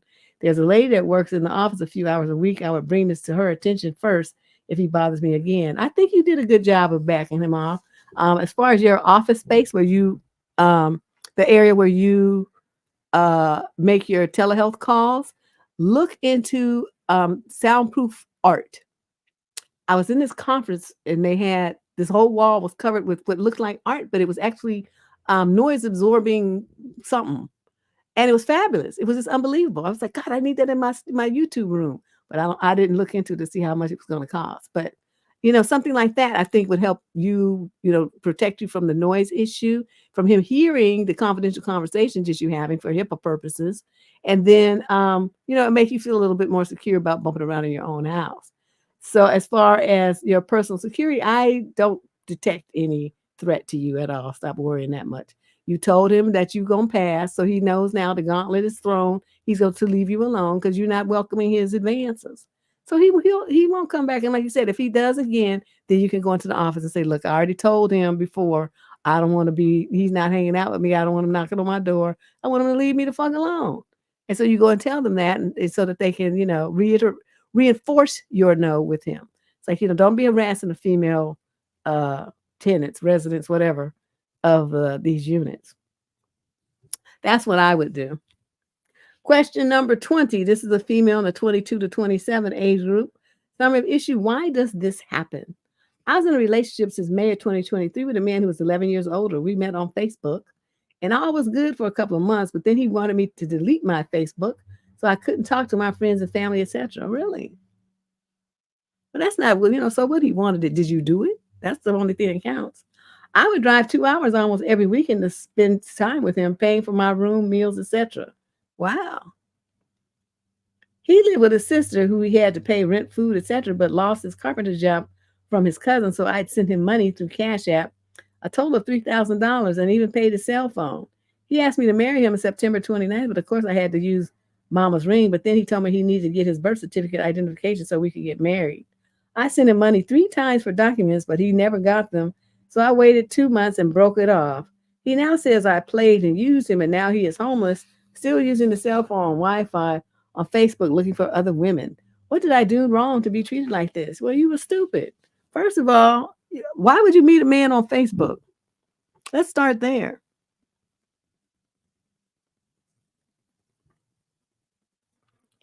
Okay, mistake number one. Number two, he's 11 years older than you, only in the 22 to 27 age group. He's 11 years older than why? What was that about? Okay, mistake number two. You would drive almost 2 hours every weekend. So, are you desperate? Are you like ugly, fat? What's going on that you feel like you are so desperate for male attention that this is what you need to do?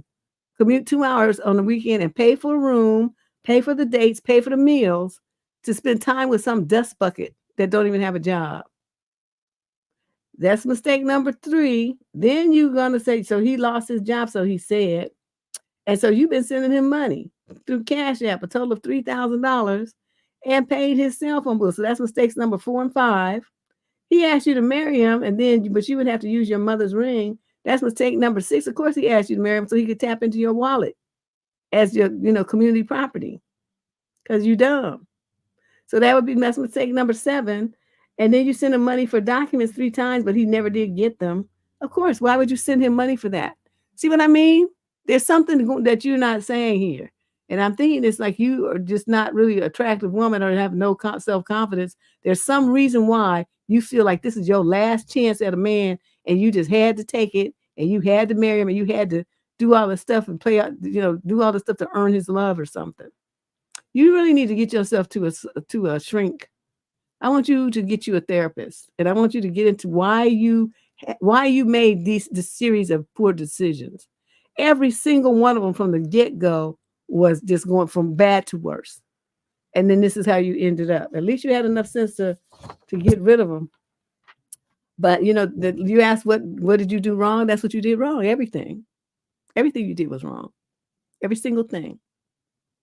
You didn't value yourself at all. You didn't treat yourself with respect. Question number 22. This is a male in the 22 to 27 age. I'm 21 rather. The male is 22 to 27. Question, summary of issue. My mother thinks that my girlfriend is a gold digger. 2 years ago, my dad passed away and left me an inheritance, which includes a house that's now my name. When I moved back into that house, I allowed my mother to live with me as she was looking for a place to stay after she left her apartment. The house needed serious renovation from the garage all the way to the yard, and being a young single man, I didn't really care about any of that.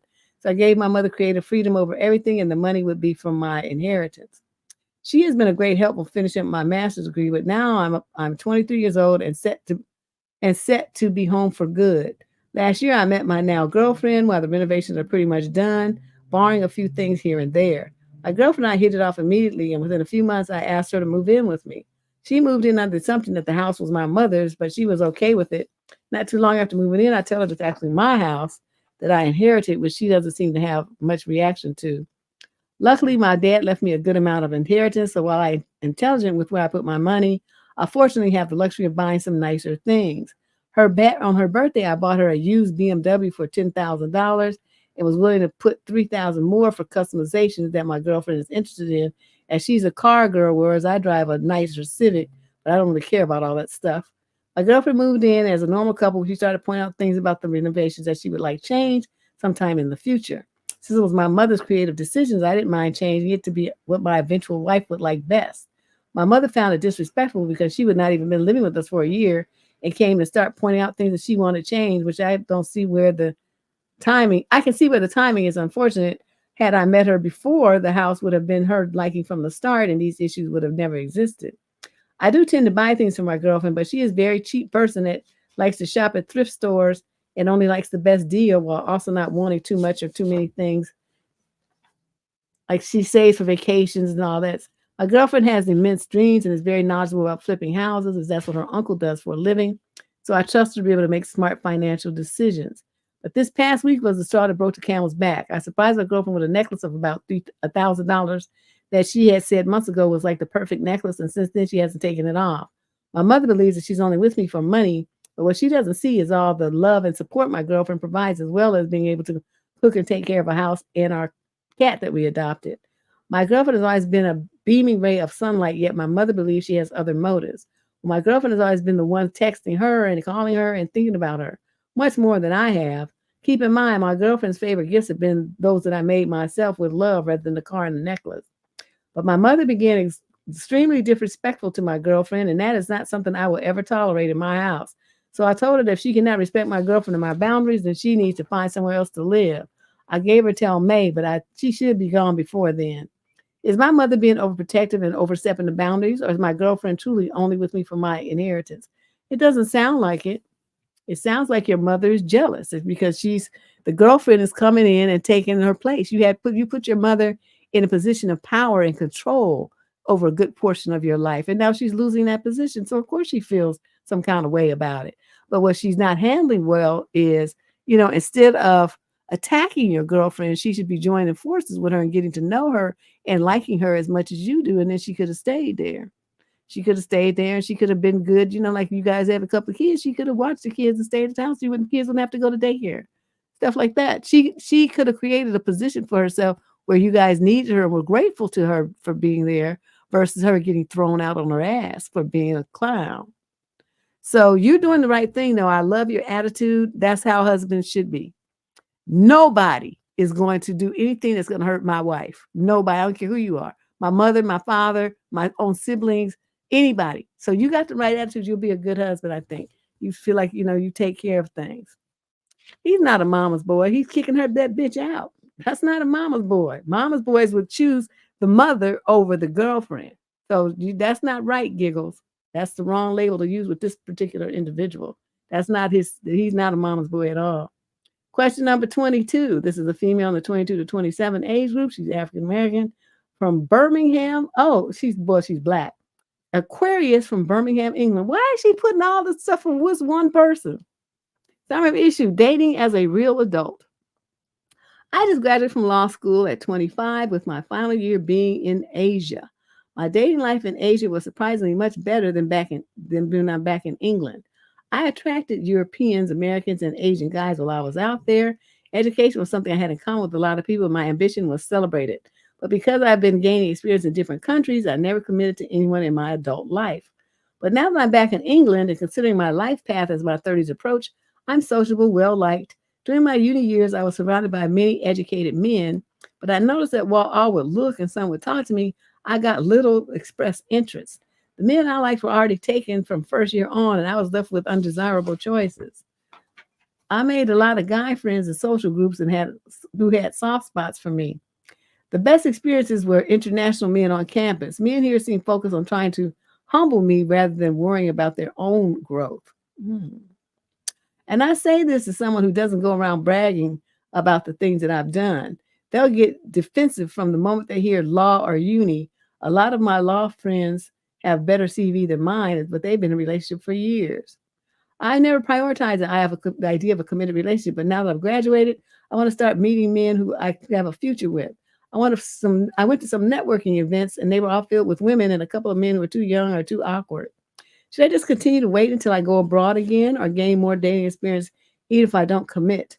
I feel like I'm too old, figuratively speaking, to be wasting energy on any man who I don't already know has something about him. Getting dressed up and coming out the house only to sit with some man no one else wants, complaining about some chronically online topic on the first date. I've met too many men who were unambitious, closeted incels or committed to trying to dim my shine. Well, just do what you're doing and just go out. It's not like, you talking about going to, you just got back to the UK, then just date around. What is this? Why do you feel like you have to have a relationship? It sounds like you have a lot going on. So you're just trying to get yourself established. You graduated from law school. You don't even understand the life that you're about to have as a associate attorney. Your life is gonna be fucked. Basically, you're not gonna have time to date. I used to work in law firms. Every year we get a new class of victims. That's what I always call them.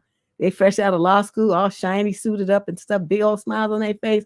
About 6 months later, they look like they've been through a wood chipper because they get worked like slaves. And,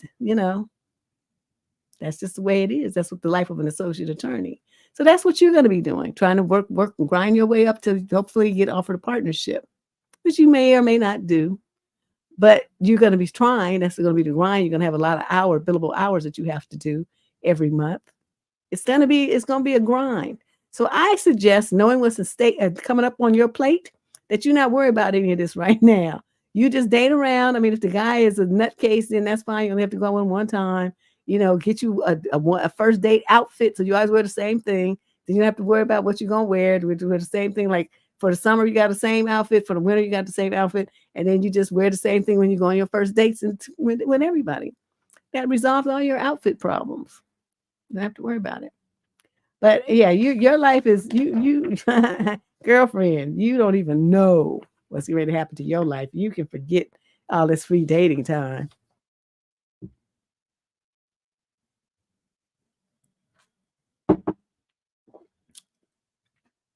Question number 23. This is a female of 22 to 27 age group.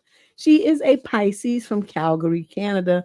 The male in question. Oh, is this the last one? Hold on a second. Let me double check. I might be getting ready to get happy. It's long too. What is this? There's a lot of long letters today. People just wrote novels. To talk to Candace, trim this shit down. My boyfriend of 3 years is now demanding I pay him rent when we don't even live together. What? Okay? And pay 50-50 for the entire relationship, including to pay a portion of his rent if I stay over at his house. Consecutively pay half for his gas money when he picks me up and drops me off, and half for all dates.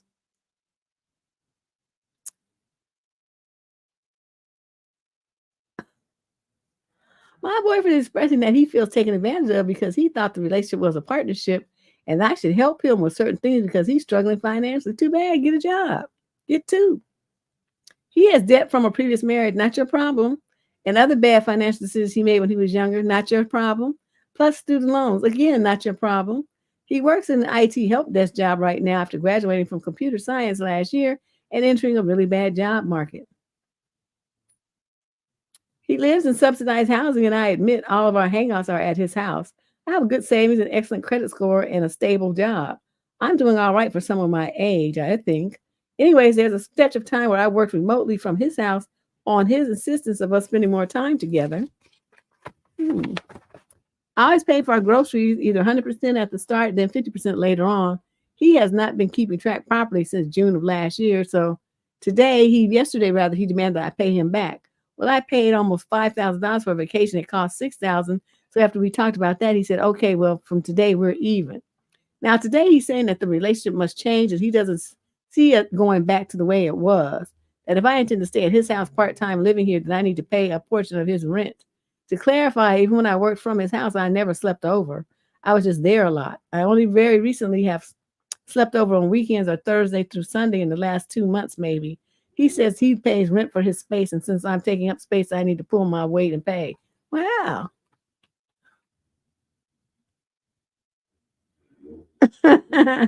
This seems weird to me, but I don't know if I'm being unreasonable. No, but if you do it, you're being stupid. Let me just put it bluntly. It doesn't seem normal to pay someone's rent when we don't officially live together. He says it doesn't matter what is legally, but that I should pay if I spend consecutive days at his apartment. That is, if I want to be treated like a girlfriend, I guess I can only seldom stay over, and that it's more than that arbitrarily going to be set by him probably that I'm a roommate and I should also pay. He also said that from now on I need to pay half of his gas money. We usually use his car to pick and drop me off, and I don't know, even with my friends, we don't pay each other's gas money because, well, we find that a bit cheap. Unless it's a super long distance. When my boyfriend and I go for super long distance, we always use my car for reference because it's newer. Mine is a 2013 and his is a 1997. He then also said that I must pay 50-50 of all dates from now on, or if he pays 100% of the dates, and that means we'll be going on dates significantly less. This is really sad to me because we haven't been on dates in 5 months, which has been one of my complaints about how we don't spend quality time together, that he doesn't do the emotional labor of planning a date for us every now and then. Also, to me, having to go 50-50 on a date feels really bad. But maybe I'm unreasonable and I should pay half. I don't know. But it seems like he doesn't even care that the date aspect is really important to me, especially after being deprived of it so long. Like, we didn't go on dates because he never thought about planning them, and we grew complacent, I guess. He also said all this stuff in a really shitty tone to me, repeatedly implying that this is final and he won't go back to the way things were because he feels taken advantage of and feels like a fool for thinking we were a partnership. He also said some other nasty things to me too. I'm very torn because maybe I have unrealistic standards and he's right, then I should pay. But even logically, to me, it seems wrong to pay his rent and dates. Gas, I can maybe see it. I already do for groceries and other mutual purchases. Please help me. I really love him. I'm not sure what's happening to us. I'm really scared. He wants to break up. He's being as blunt about it as possible without actually saying the words. So he's setting you up so that even if you don't, okay, if you don't take the hint and respect yourself and dump his ass, then he's just going to use you. He's going to get a bunch of money out of you, and then he's going to dump you. So either way, you've been dumped, and I wish you could understand this. No man who wants a woman in his life as his romantic partner does this kind of behavior. This is somebody who don't give a fuck about you.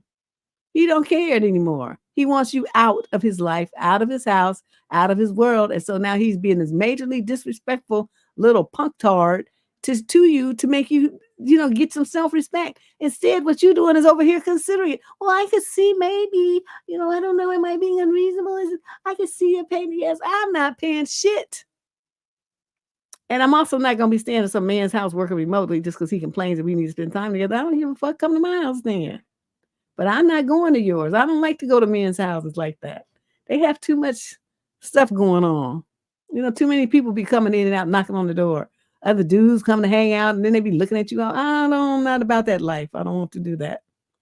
But I'm just saying, this relationship is over. Please have some respect for yourself and tell him, well, I heard every word that you said, and I heard the horrible names that you called me and the tone, the shitty things that you said to me, and putting it all together is very clear to me that you don't want this relationship anymore, but you're too cowardly to say so. So I'm going to say it for you. This shit here is over. I refuse to be treated like that, and I'm definitely not going to be sticking around with somebody who thinks it's okay to talk to me like that. So we're done here, sir. Like the Vegas card dealers. And then be out. That's what you should have done on the spot instead of wasting time thinking about it and writing to me. You young ladies, you have got to do better about this aspect of respecting yourselves. You don't let people treat you like that. And then you turn around and say, well, I love him though. Why would you love somebody who treats you like that? He's not valuing you. He's not respecting you. And to try to treat a woman like that, that's not love and protection like most men do that have a woman they're trying to be with. They want to make her more comfortable. They want her to be happy. They want to ease her burden. They want to shoulder it. They want to do things for her that make her smile, not your boyfriend. So you need to think about all of that and think about what kind of relationship you would have with somebody who treats and talks you like this and why you would stay and try to make this work. You say you love him, you need to love yourself. Okay, that's what's going to be the problem here. You don't love yourself, and I want you to start. Yeah, 50-50, please. I wish I can't count that high. It was 50-50 with some man that's trying to, and is he gonna be doing, you gotta charge him then for the nook? That's gonna be the way I'll say, okay, well then if that's what we're gonna do, every time I sleep with you, you're gonna pay me $250, $500, whatever price you want to charge him. And say, so, and I want it up front. So is that what we doing? But no, really, just divorce, just move on from this. This is stupid. Yeah, he's tripping. He's just trying to be a little pimp. I'll be like, dude, your shit ain't that good that somebody would pay you for it. I'm sorry to tell you. I mean, it's okay. And I mainly deal with it because I love you. But if I'm gonna be, paying money for it, I will get some shit that's like have me climbing the walls and shoot myself to the moon and stuff like that. I'm not gonna be dealing with you. Your mediocre shit. These little dudes are just all kind of inflated opinions of themselves. Anyway, that's enough of this crazy show. I kind of like doing the shows on Friday evening because the only problem is it's keeping me from going to my spot and getting my basil martinis, but I probably don't need to be drinking those anyway until I finish these antibiotics. But I hope you guys enjoyed the show. It's a long weekend. We got a holiday, so I might even have time to do a pop-up this weekend. I'll see if I can get some sleep because the antibiotics have been making me tired. Like I said, it's just been hard for me. I've been struggling. But I appreciate everybody coming, and we will see you all very soon. If you're not a subscriber to the channel, please hit that subscription button and then hit the like button before you up out of here too. Do that too. I'll see you guys later.